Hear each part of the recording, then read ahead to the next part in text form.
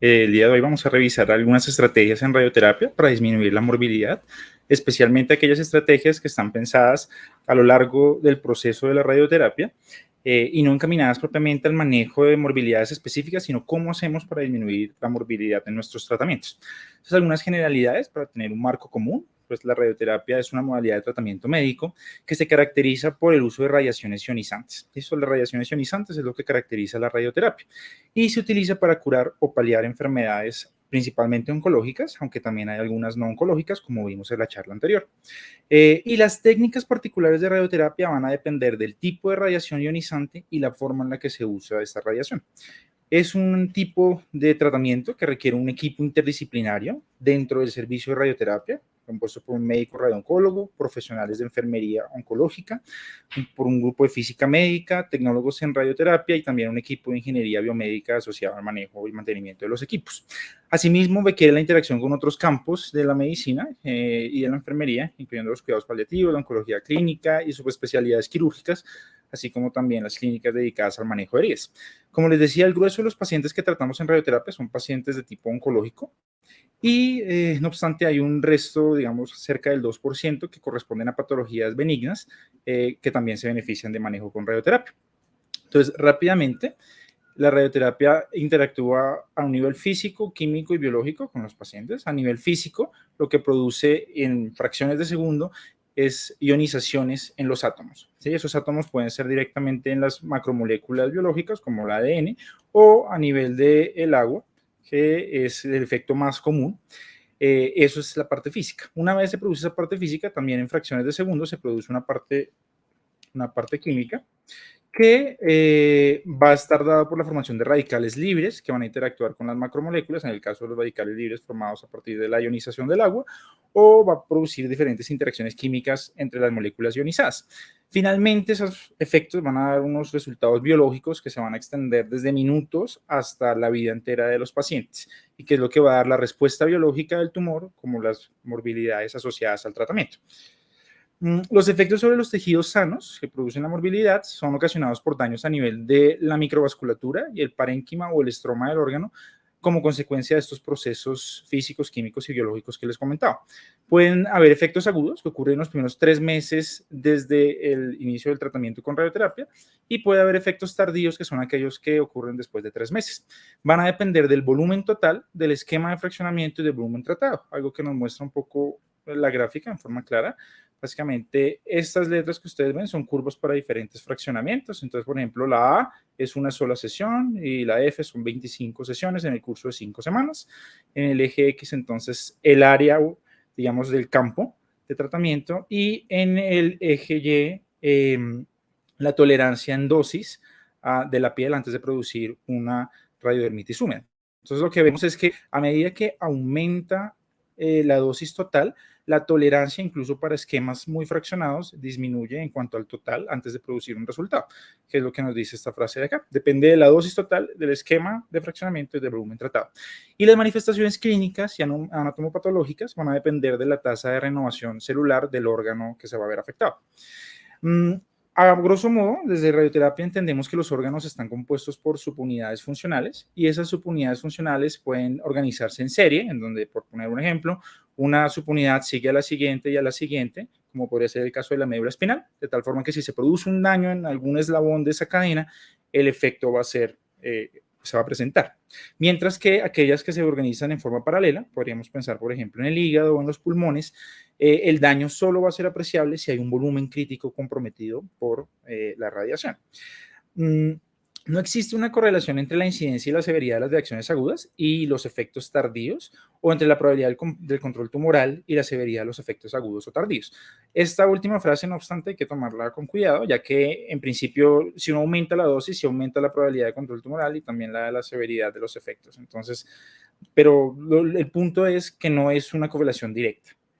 Y finalmente, otros factores ajenos a la radioterapia pueden afectar la tolerancia de los tejidos normales a las dosis de radioterapia. Puede ser la quimioterapia, puede ser la cirugía. Hay hay dos compendios a grosso modo que nosotros utilizamos mucho en la fundación y que se utilizan a nivel mundial, que son el Quantec, que es una recopilación de los efectos secundarios debidos a la radioterapia en relación con las dosis y los volúmenes irradiados. Y el otro es el Task Group 101, que es igualmente una recopilación, pero aplica principalmente para radiocirugía o tratamientos con dosis muy altas por cada sesión.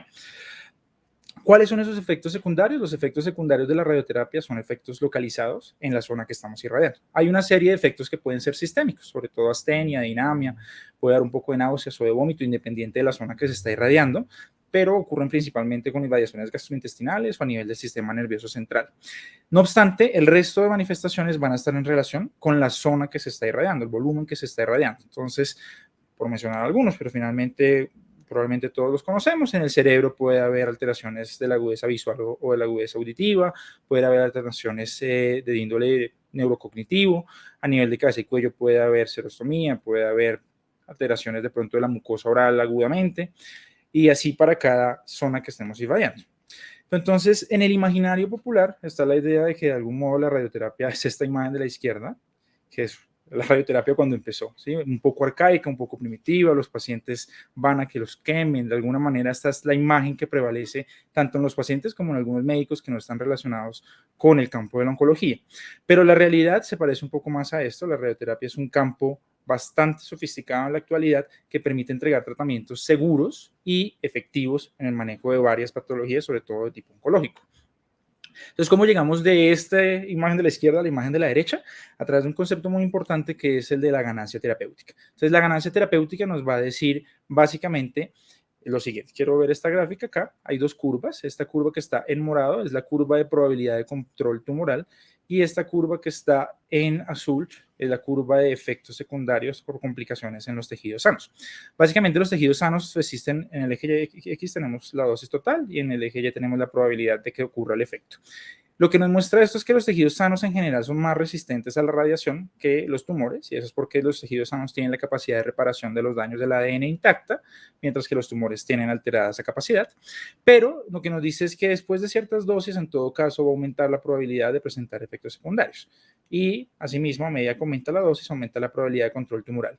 La ganancia terapéutica corresponde a esta diferencia entre estas dos curvas, es decir, en qué dosis o qué dosis podemos entregar que maximice la probabilidad de controlar el tumor mientras se minimiza la probabilidad de complicaciones en el tejido sano. Y eso se puede ver acá. A medida que uno aumenta la dosis total, aumenta la probabilidad de controlar el tumor, pero también aumenta la probabilidad de presentar complicaciones en el órgano. Y hay un punto, ¿sí?, que hay que determinar para cada tipo de tumor y que es lo que se hace con los ensayos clínicos, en el cual hay una buena tasa de control, una tasa óptima, digamos, de control del tumor asociada a una tasa baja de complicaciones. Y eso es lo que nosotros hacemos en radioterapia cuando intentamos encontrar los esquemas de tratamiento o las dosis que se deben administrar dependiendo del tipo de tumor y el estadio de la enfermedad. Todas las estrategias que voy a mencionar a continuación están enfocadas en eso, en mejorar esa separación entre las dos curvas, cómo entregar dosis más altas para controlar el tumor y al mismo tiempo minimizar la dosis en los órganos a riesgo. Entonces, para hablar de dónde están esas estrategias, hay que tener en cuenta el proceso de la radioterapia. Y el proceso de la radioterapia tiene una serie de pasos que les voy a mencionar rápidamente. Tiene un paso antes de la radioterapia que consiste en hacer un diagnóstico, una adecuada historia clínica, obtener las imágenes para estadificar el tumor, en el caso de que sea una patología oncológica, y discutir en caso de que lo requiera el caso del paciente en una junta de tumores. Una vez se tiene esa decisión, entonces en principio de aquí tiene que salir el esquema de fraccionamiento, es decir, qué dosis por sesión, cuántas sesiones en total, y tiene que salir entonces, digamos, todo lo que tiene que ver con la determinación, la intención del tratamiento, si va a ser para curar al paciente, si va a ser para intentar paliar algún síntoma especialmente que molesta especialmente al paciente. También tenemos la parte de preparación propiamente de la radioterapia, entonces está la inmovilización, ahorita les voy a hablar un poco de la inmovilización, de la planeación como tal del tratamiento, la planeación 3D, o simétrica, y esto está asociado a la delimitación de volúmenes, ¿sí? Entonces, rápidamente acá vemos un esquema de los volúmenes. Básicamente está la idea de que si hay un tumor macroscópico, este tumor tiene un gran contenido de células y se ve en las imágenes o se puede palpar en la clínica o de alguna manera podemos tener evidencia tangible de que existe este tumor. Eso es lo que nosotros vamos a llamar el volumen macroscópico o el gross tumor volume. Aparte de ese volumen, en los alrededores del tumor o en el drenaje linfático del tumor puede haber un compromiso que no se ve en las imágenes, que no se ve en el paciente, pero que sabemos que por la historia natural de la enfermedad puede existir. Esto es lo que nosotros vamos a llamar el volumen clínico, el Clinical Target Volume. Y finalmente hay unas incertidumbres asociadas a la administración de un tratamiento con radioterapia. Hay incertidumbres de tipo mecánico, hay incertidumbres de tipo de la posición del paciente. Cuando digo tipo mecánico me refiero al comportamiento del equipo de radioterapia que se llama un acelerador lineal. Entonces, para tener en cuenta esas incertidumbres, damos un margen adicional para conseguir lo que se llama el volumen de tratamiento o el Planning Target Volume. Esta es, digamos, la idea detrás del contorneo, de la delimitación de estructuras en radioterapia, que es la parte final, digamos, de este proceso de planeación. Después de eso sigue la planificación del plan, que es el proceso en el cual el físico médico se encarga de encontrar cómo tiene que comportarse el equipo de radioterapia para entregar la dosis que queremos al tumor y cumplir los límites en los órganos sanos, que ya les voy a hablar. La planificación es esto, que es lo que estamos hablando, básicamente, no voy a entrar en detalles, pero el resultado final es un plan de radioterapia que se ve algo de este tipo, en donde se ve cómo están digamos, el equipo donde está ubicado y cuál es la distribución de dosis que se produce. Y finalmente está la entrega propiamente del tratamiento, que es donde tiene que ver el tecnólogo en radioterapia, que se encarga de posicionar al paciente, verificar con imágenes, ajustar la posición de acuerdo a la verificación con imágenes y finalmente tratar. En caso de ser necesario, se puede adaptar este plan volviendo a hacer un tag de simulación o nuevas imágenes, volviendo a definir, volviendo a planear y volviendo a hacer todo el proceso. Finalmente está el reporte de la morbilidad, que es muy importante hacer el seguimiento para ver la morbilidad tanto aguda como tardía. Las intervenciones que les voy a mencionar se enmarcan en todos estos campos. Acá, por ejemplo, tendríamos lo que tiene que ver con el esquema de fraccionamiento, la dosis total. Acá tendríamos lo que tiene que ver con el uso de inmovilizaciones especiales. Acá tendríamos lo que tiene que ver, por ejemplo, con el uso de ciertas estructuras que les voy a mencionar más adelante. Acá tendríamos, por ejemplo, la verificación del tratamiento por parte de física médica o el uso de ciertas herramientas para planificar el tratamiento que hacen que se conforme más la dosis, es decir, que se ajuste más a lo que uno delimitó en los volúmenes. Y en la entrega del tratamiento, entonces vamos a tener lo que es la radioterapia guiada por imágenes y ciertos tipos especiales de radioterapia que les voy a hablar más adelante. Finalmente, la adaptación del plan es probablemente el gran candidato al futuro de la radioterapia, que es la radioterapia adaptativa. Entonces, a grosso modo, esto es lo que tenemos en un plan de radioterapia, las estructuras que delimita el radiooncólogo, y sobre esto el físico médico se encarga de encontrar un plan de tratamiento que vamos a ver en un histograma de este tipo, ¿sí?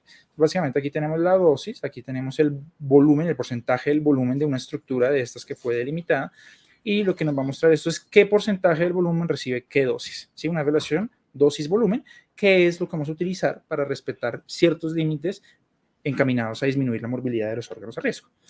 Entonces, ¿cómo funciona el tema de las inmovilizaciones? Pues las inmovilizaciones van a depender de lo que estemos tratando. Entonces, por ejemplo, si vamos a tratar algo en la pelvis o algo probablemente en el abdomen, vamos a utilizar algún tipo de inmovilización para los miembros inferiores. Si vamos a tratar algo en la cabeza, en el cuello, intracraneal, de pronto en el cerebro, vamos a utilizar una máscara.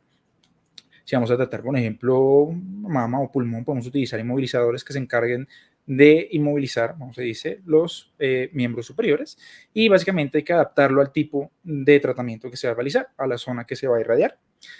Y ahora la otra cosa muy importante que les mencioné anteriormente tiene que ver con los límites de dosis. Entonces, como sabemos, hay cierta tolerancia de los órganos a riesgo a las dosis de radiación. Una vez se exceden ciertos límites, es más probable que aparezca un efecto secundario. Lo que hacemos en radioterapia es, al momento de evaluar los planes que produce el físico médico, evaluamos la dosis que recibe el órgano a riesgo y nos encargamos de que esté por debajo de ciertos valores que se han visto en estudios. Entonces, por poner un ejemplo de la tabla, digamos que el plejo braquial. Entonces, si vamos a hacer un tratamiento en una fracción o en 3 fracciones o en 5 fracciones, va a ser diferente el límite de dosis. Digamos que hacemos un tratamiento en 5 fracciones. Por ejemplo, un tratamiento, una paciente que tiene una metástasis en la axila, puede ser un paciente de un cáncer de mama, y vamos a hacer un tratamiento en 5 fracciones, tenemos que respetar que ninguna parte del plejo braquial exceda una dosis de 30.5, por poner un ejemplo. Y así para cada órgano a riesgo en el tratamiento de radioterapia. Entonces, algunas de las estrategias que les voy a mostrar van encaminadas a cómo podemos hacer para respetar estos límites de dosis, porque estos límites de dosis finalmente son lo que nos va a marcar la probabilidad de hacer complicaciones, que lo habíamos visto en la curva de la ganancia terapéutica. es la tabla que nosotros utilizamos, que está con el compendio del Quantec y del TG101, como les explicaba. Y aquí hay dos ejemplos de lo que se hace. Entonces, se encuentra el plan de tratamiento, que es lo que hace el físico médico, cómo se tiene que comportar el equipo. Esto es una representación esquemática del arco que describe el equipo, y esta es la dosis que entrega el equipo, cómo se vería esa dosis distribuida en el volumen del paciente. Acá hay otro ejemplo, intracraneal, y ahí podemos ver los arcos. Y esto tiene una equivalencia en el histograma que les mostraba. Y nosotros venimos a este histograma y en este histograma identificamos los puntos claves de estos límites de dosis y garantizamos que no se excedan, de tal forma que el tratamiento que administramos al paciente sea seguro. Seguro quiere decir la probabilidad de complicaciones sea muy baja. ¿Qué es muy baja? Eso depende del tipo de tratamiento que estemos haciendo, pero por lo general menor al 5%, en algunos casos menor o mucho menor que el 1%, que es lo que siempre queremos.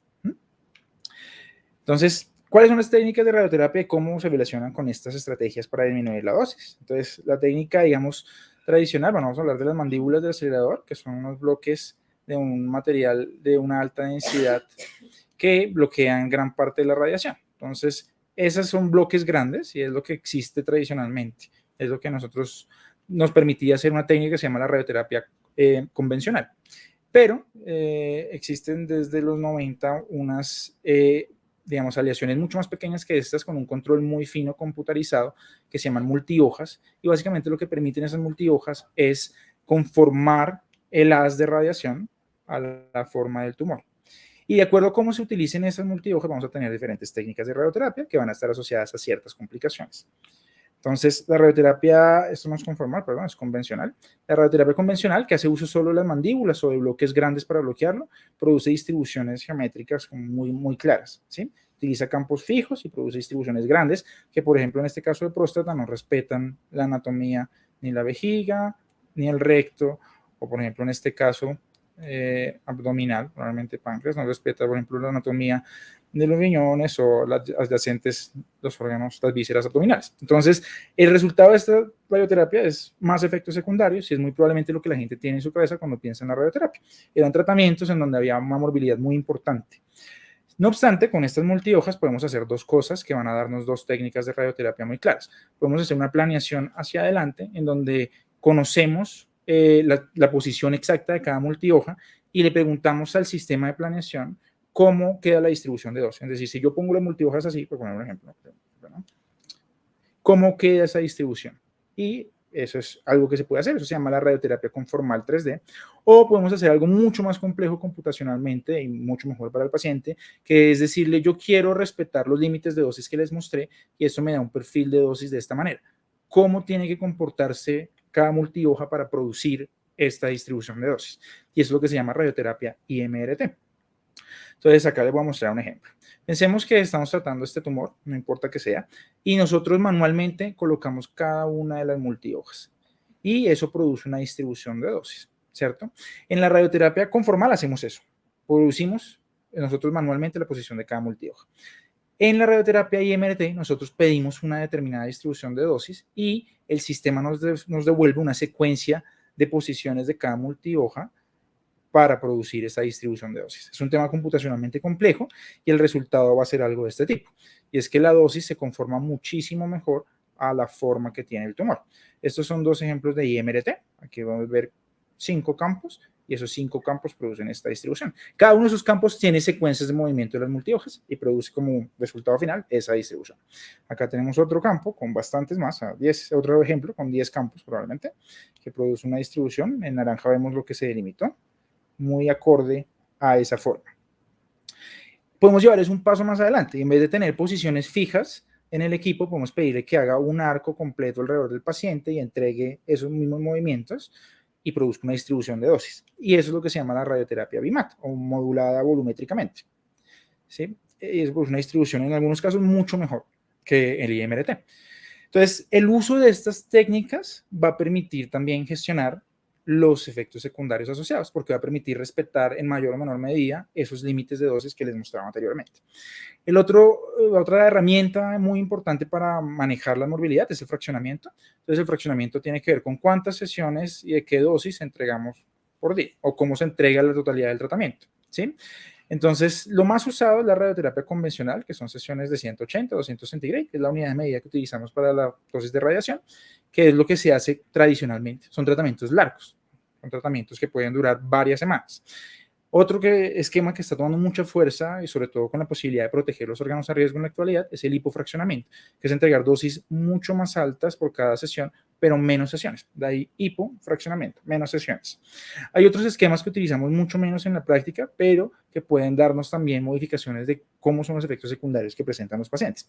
En términos generales, se tenía la idea de que el hipofraccionamiento estaba asociado a mayores efectos secundarios, sobre todo del tipo tardío, pero es algo que hay que analizar con detalle porque los estudios que muestran eso eran estudios que no tenían las técnicas de radioterapia más actuales. Entonces, tenemos evidencia, por ejemplo, en recto, de que el esquema hipofraccionado, un esquema corto de 5 sesiones, no produce más morbilidad aguda o tardía que un esquema de 28 sesiones. Entonces hay que entrar a ver en cada enfermedad, en cada patología, en cada circunstancia particular, cómo se comporta el tema del hipofraccionamiento y la morbilidad en los pacientes. Entonces, otras técnicas de radioterapia, digamos, está la braquiterapia, que es muy utilizada, sobre todo en Colombia, en tumores de cervix, pero también tiene otras aplicaciones a nivel cutáneo, a nivel intraluminal, dentro del tracto gastrointestinal, puede ser también, por ejemplo, en mama, lo utilizan mucho en otros países. Y otras técnicas mucho más complejas como la protonterapia. La protonterapia básicamente tiene la diferencia de que los protones, a diferencia de los rayos X que utilizamos en la radioterapia que les he venido hablando, los rayos X tienen una distribución continua donde va atenuándose a medida que va atravesando un material, que puede ser el paciente, puede ser la protección, pero tienen una distribución continua. Los protones tienen algo que se llama el pico de Bragg, que es que entregan la mayor parte de su energía en cierta dosis y después la dosis cae muy rápidamente en profundidad. Entonces, para ver aquí un ejemplo, mientras que en unas de rayos X, como los que utilizamos en su mayoría en Colombia, produce una distribución continua, donde vemos que incluso después de que el láser entró, está entrando por acá, queda una distribución de dosis. En los protones eso no es así. En la distribución de dosis, después de entregar la dosis en el tumor, cae muy rápidamente. Es una técnica muy novedosa y desafortunadamente no está disponible en nuestro país. Es bastante costosa también y por eso es difícil crear un centro de protonterapia, pero tiene principalmente aplicaciones en la radioterapia pediátrica, por poner un ejemplo. Disminuye mucho la movilidad o en ciertas reirradiaciones también. ¿Qué otras estrategias podemos utilizar desde lo que tenemos, desde las oportunidades que tenemos en la definición de volúmenes? Entonces, podemos utilizar PRBs. PRBs es una estructura que nosotros creamos para los órganos a riesgo, porque los órganos a riesgo pueden cambiar de tamaño. Por ejemplo, más particular, los pulmones, pero también, por ejemplo, los órganos del tracto digestivo cambian de tamaño dependiendo del contenido. Entonces, nosotros podemos crear, por ejemplo, acá está delimitado el estómago, si lo pueden ver en morado, y podemos crear un margen de seguridad que se llama un PRB, un volumen de riesgo, ¿sí? Y ese volumen podemos evitarlo, por ejemplo, acá vemos en naranja lo que queremos tratar, como en el caso que mencionó anteriormente la jefe Sandra, y acá vemos cómo recortamos este pedazo que se metía en el margen de riesgo del estómago, de tal forma que no excedamos el límite de dosis del estómago y podamos administrar seguramente este tratamiento, que tiene una dosis muy alta por una única sesión. La paciente no presentó morbilidad de tipo gastrointestinal. Luego, este tipo de estrategias son muy útiles para prevenir la morbilidad. Acá hay otra técnica que utilizamos actualmente en la Fundación Santa Fe. Utilizamos algo que se llama la protección integrada o protección integrada simultáneamente o una variante, digamos, de lo que más ampliamente se conoce como un boost o un refuerzo integrado. Entonces, lo que nosotros hacemos es al tumor, a la parte del tumor que no se mete en el órgano a riesgo, en este caso el tallo, y un tumor que invade el clivus, lo estoy mostrando acá. En azul va a recibir una dosis muy alta, que está muy por encima de la dosis límite para el tallo, pero como hay una infiltración que les mencionaba en el CTB, hay que dar una dosis a lo que está infiltrado también. En este caso, en naranja, vamos a dar una dosis que respeta el límite de dosis del tallo.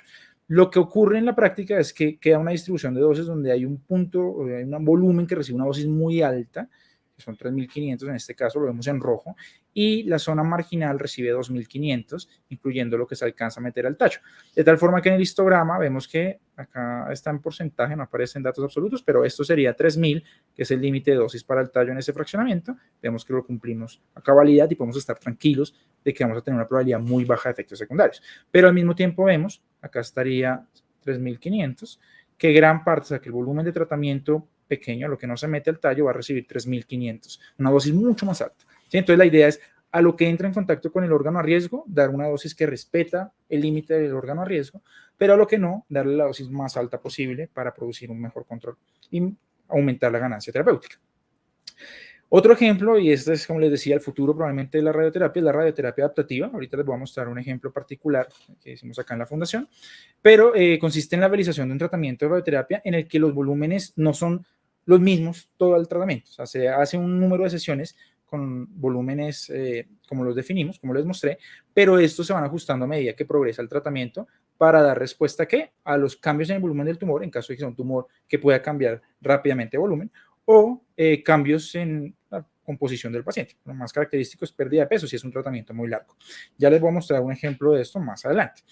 Pero primero quiero hablarles de algo que se llama la radioterapia guiada por imágenes, que ha sido una gran revolución en la radioterapia, y es el uso de imágenes en el momento en el que se va a administrar el tratamiento para garantizar que estamos en el lugar que queremos estar, que la dosis se está entregando como se quiere estar, respetando los límites de seguridad que se dieron, esos márgenes de los que les hablaba anteriormente. Y lo que hacemos es, digamos, en los equipos más prevalentes, que son estos Linux, llamamos nosotros aceleradores lineales, tienen dos modalidades. Tienen una modalidad asociada a algo que se llama el OBI, o imagen a bordo, podríamos decir, on-board imaging. Y básicamente esto tiene una máquina que produce rayos X y un receptor de rayos X para producir radiografías digitales. Y produciendo una rotación alrededor del paciente, también puede producir un TAC, una resolución que no es la mejor, pero que sirve muchísimo para verificar la posición de los pacientes, que se llama un cone beam CT, o un TAC, una tomografía de haz cónico. Y adicionalmente podemos tomar imágenes propiamente con el haz del equipo, que se llama el portal imaging, que pues tienen unas consideraciones donde la resolución no es la mejor, en relación con la cantidad, la energía que tiene ese haz, hace que no se diferencie, no hay un contraste muy marcado entre las estructuras. Pero esto es un ejemplo muy claro, por ejemplo, un cone beam CT. Primero les voy a mostrar más o menos lo que sería algo con el OBI. Entonces acá tenemos este que se ve, el OBI, una reconstrucción de una radiografía lateral, y acá tendríamos la reconstrucción del TAC de simulación. Y lo que se busca es garantizar que el paciente esté en la posición. Entonces, si ustedes ven, hay una relación entre las estructuras óseas y estamos seguros de que estamos en el lugar que queremos tratar. Y también podemos tomar, como les decía, este es un cone beam CT, la resolución, como les digo, no es para hacer diagnóstico, pero lo que necesitamos es estar seguros de que estamos en la posición del paciente. La posición del paciente es la que necesitamos que tenga. Entonces, lo que hacemos es que combinamos, este es el TAC de simulación y este es el TAC, el cone beam CT, y los combinamos para ver que de hecho la posición es la posición necesaria para el tratamiento. ¿Qué permite esto? Una certeza mayor de el tratamiento que se administra día tras día en el paciente. Y esa certeza mayor permite dar márgenes más pequeños en los volúmenes. Y esos márgenes más pequeños permiten respetar con mayor facilidad los límites de dosis de los órganos a riesgo y, en síntesis, disminuyen la morbilidad. Es una estrategia muy importante y en este momento diríamos universal en mayor o menor medida con diferentes técnicas, pero es algo fundamental para hacer una radioterapia de alta calidad. Otra forma en la que hacemos una monitorización de la posición, acá en la fundación lo hacemos hace ya un poco más de 2 años, es la guía de superficie. La guía de superficie utiliza un sistema de cámaras y receptores de luz blanca que se tiñe también de rojo para que el paciente la pueda ver y sea más fácil, que lo que hace es reflejarse en la superficie del paciente. Y esa reflexión se capta por las cámaras. Y al tener estas 3 cámaras y un efecto de estereopsis, lo que se hace es reconstruir la superficie del paciente, como se puede ver acá. Y esa reconstrucción de la superficie del paciente se sigue de forma continua durante todo el tratamiento, de tal forma que si el paciente se mueve, por ejemplo, porque está respirando, podemos ver si la variación que se ve acá, medida en milímetros, es menor que lo que nosotros dimos de margen de seguridad. Esto también permite una precisión sin precedentes a la hora de administrar el tratamiento y repercute en una minimización de la morbilidad asociada al tratamiento, porque de nuevo podemos dar márgenes más pequeños, porque estamos seguros de que no estamos irradiando de pronto, no sé, el estómago en un tratamiento abdominal porque creció y se metió, podemos verlo. Entonces, de esa manera se tiene un control y se disminuye la morbilidad. Las ventajas es que ofrece una monitorización continua y no requiere más dosis de radiación, no son rayos X, es luz normal. Y permite hacer unas cosas bien interesantes que se llaman el gating, que es básicamente irradiar solo cuando se está en una fase, en un momento de la fase respiratoria, o el breath hold, que es tratar a pacientes que mantienen la inspiración profunda, donde la variación es mucho menor. Este es el Align RT en la Fundación Santa Fe. ahí lo pueden ver, y es lo que utilizamos para el tratamiento del que habló la jefe Sandra anteriormente, en la charla anterior. Este es un ejemplo de nuestra paciente, precisamente la paciente del caso anterior, donde vemos que la variación, esto está en centímetros, es decir, 1 milímetro de variación. Podemos estar tranquilos al administrar el tratamiento.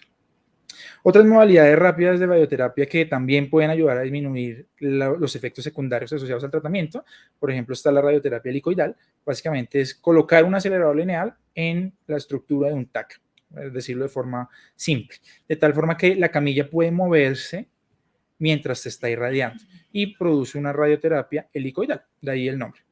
Eso permite mucha mayor precisión y, digamos, en tratamientos complejos como irradiaciones óseas totales, por ejemplo, antes de un trasplante de médula ósea, puede producir resultados mucho mejores que otras técnicas de radioterapia. Otra cosa de lo que les hablaba es el gating respiratorio, entonces podemos irradiar solo cuando el paciente está dentro de un rango que nos interesa para garantizar el tratamiento en forma segura. Y lo otro que podemos hacer es el tracking, que es básicamente monitorizar, se colocan fiducias y se siguen esas fiducias con rayos X para seguir el tumor. Y ciertos equipos, como el CyberKnife, pueden irradiar siguiendo el tumor, de tal forma que el haz de radiación siempre está siguiendo el tumor. Eso es bastante útil para minimizar la morbilidad y hace que este sea, por ejemplo, un equipo muy útil a la hora de administrar tratamientos con dosis muy altas de mucha precisión. Entonces, finalmente, y antes de entrar a dos casos muy rápidos, les voy a hablar de la importancia del cuidado integral en radioterapia. Y es que pese a tener todas estas herramientas, el factor de talento humano es clave para que tengan una utilidad. De lo contrario, no van a surtir su efecto. Entonces, y es importante tener en cuenta que pese a tener todas estas herramientas, algunos pacientes inexorablemente van a presentar morbilidad. Y lo van a hacer porque de todos modos los órganos a riesgo van a recibir algo de dosis. Afortunadamente, con estas técnicas, esa morbilidad en la mayoría de los casos es leve y transitoria y se puede manejar ambulatoriamente.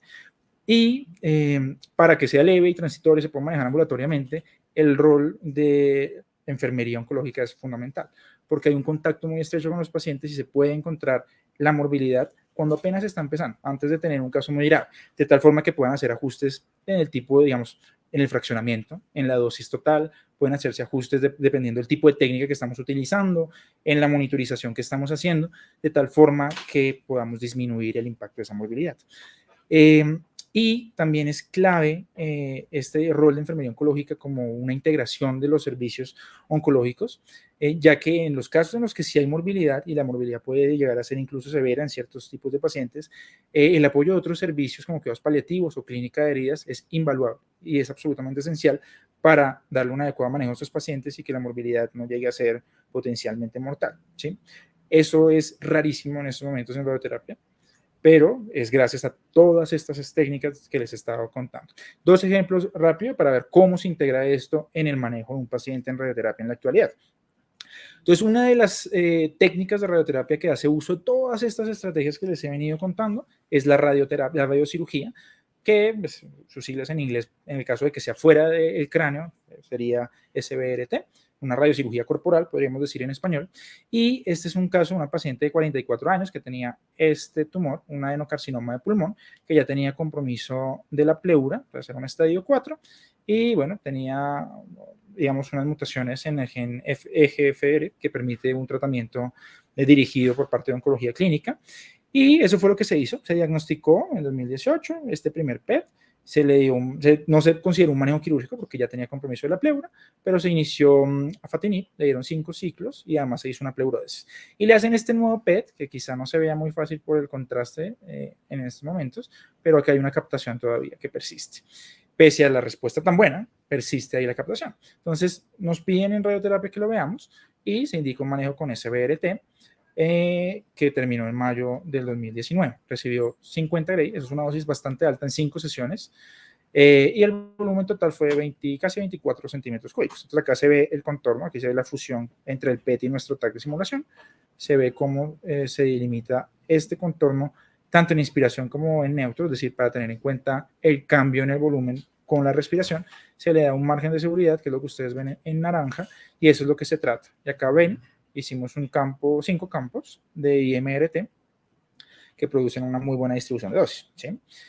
Una radiocirugía no precisa ser, en el caso de un LINAC, un BIMAT, precisa es entregar una dosis muy conformada.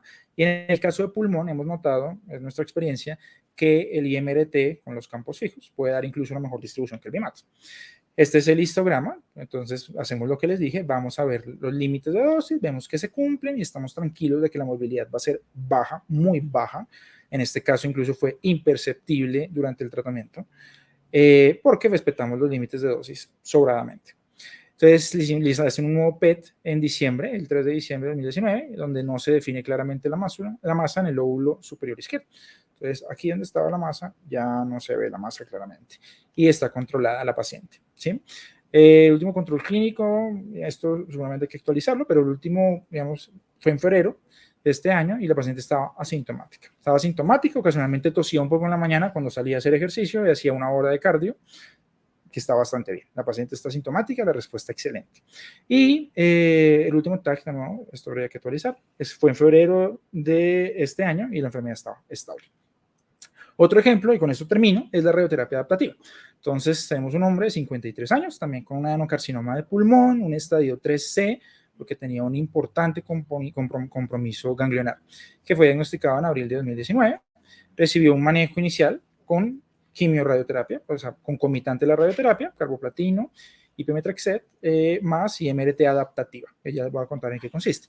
Entonces, el tumor primario más el relevo ganglionar, el volumen grande, lo llevamos hasta 44 Gray en un fraccionamiento convencional y después de eso se resimuló. Este es el componente adaptativo. Si uno no hace una radioterapia adaptativa, en el mismo TAC define que va a recibir la dosis total de 60 Gray. Nosotros hicimos un nuevo TAC para evaluar posibles disminuciones en el tamaño que ya les voy a mostrar. El tratamiento se realizó utilizando la técnica de la respiración sostenida y la segunda simulación para estos últimos 16 Gray, la última 8 sesiones, se resimuló. Entonces, esta era la lesión original, bastante grande, con un compromiso ganglionar muy extenso, de ahí el N3, y este fue el tratamiento inicial. Entonces se ve perfectamente fusionado con el PET y vemos cómo tratamos el volumen, acá los 10 campos de tratamiento, y se ve que era un volumen bastante grande. Si hubiéramos decidido llevar esto más allá de los 44 Gray, este volumen, seguramente la morbilidad habría sido muy severa.